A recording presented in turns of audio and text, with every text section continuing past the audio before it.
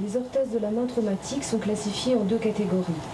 Les orthèses statiques, qui sont de repos, de fonction ou de protection, et les orthèses dynamiques. Quelle que soit l'orthèse envisagée, celle-ci doit être confortable, esthétique et immobiliser le moins d'articulation possible.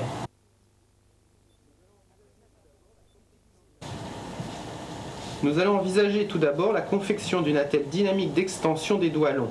C'est une orthèse de correction. Pour une raideur interphalangienne proximale du quatrième doigt, après une brève prise de dimension, le matériau est trempé dans une eau chaude afin de le rendre malléable.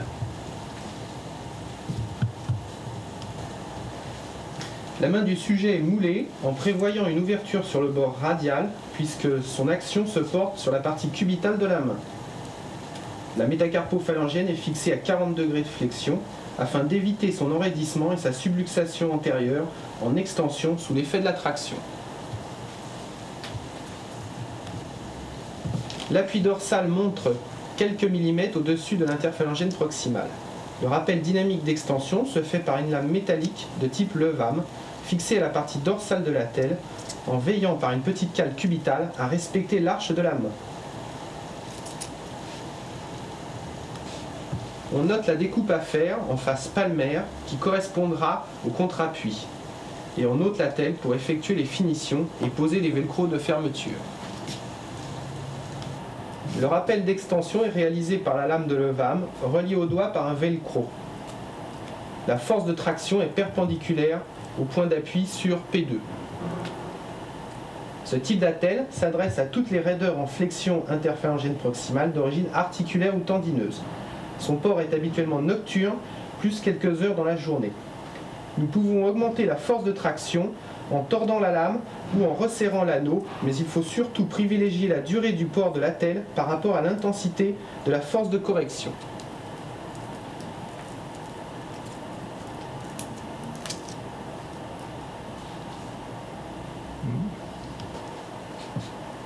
Orthèse d'extension MP. Cette orthèse se compose également d'un gantelet et d'une ou plusieurs lames de Levam fixées au dos du gantelet. Cette orthèse peut comprendre deux ouvertures, radiale ou cubitale, pour faciliter sa mise en place. Parmi les principales indications, il faut signaler les flessomes résiduels des tendons extenseurs, la maladie de Dupuytren et les raideurs post-traumatiques de l'articulation métacarpophalangienne. Voici un dernier exemple d'attelle d'extension. Cette attelle est segmentaire, elle respecte les appuis et les contre-appuis.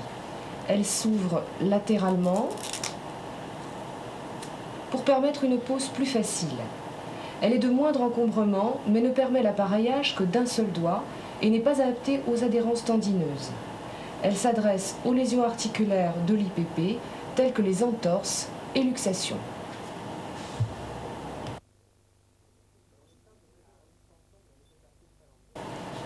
Dans le cas de raideur en extension de la métacarpophalangienne, une attelle de flexion doit être indiquée. Plusieurs attitudes sont possibles en fonction du type de limitation articulaire. Soit un roulement global avec une bande élastique, si le facteur de raideur principal est d'origine tendineuse avec des adhérences des tendons extenseurs. La bande d'enroulement va alors assurer un glissement distal de l'appareil extenseur en fléchissant les trois articulations MP, IPP, IPD. Une bande transversale pourra éventuellement être rajoutée pour assurer la fin de la flexion. Soit flexion analytique de la métacarpophalangienne par un anneau relié à un élastique si le facteur de raideur est articulaire ou capsulo-ligamentaire.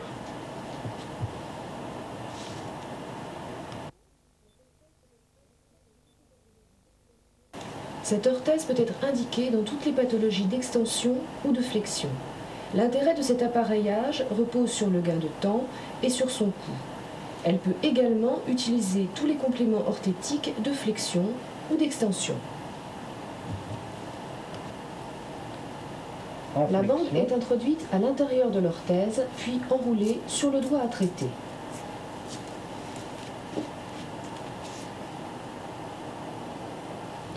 Pour l'extension, après avoir retiré la bande d'enroulement, on pose un anneau.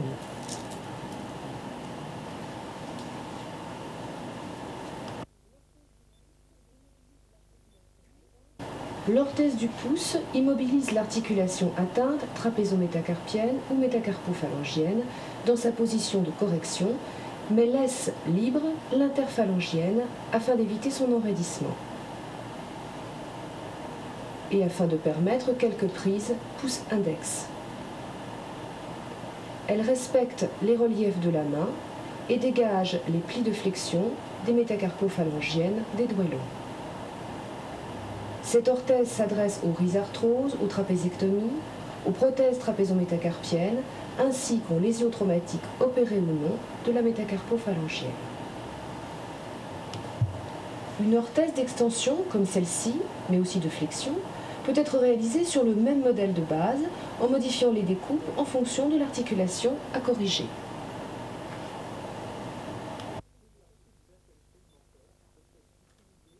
Plusieurs types d'attelles segmentaires peuvent être utilisés en fonction des pathologies. L'attelle IPP-stop est indiquée dans les lésions de la plaque palmaire sans instabilité majeure. Elle permet la flexion complète, mais empêche l'extension de l'IPP au-delà de -20 degrés. Pour le maillet finger, l'attelle doit maintenir l'IPD en rectitude. Elle fixe P3 latéralement tout en laissant la pulpe libre. Elle ne doit pas entraver la flexion-extension de l'IPP.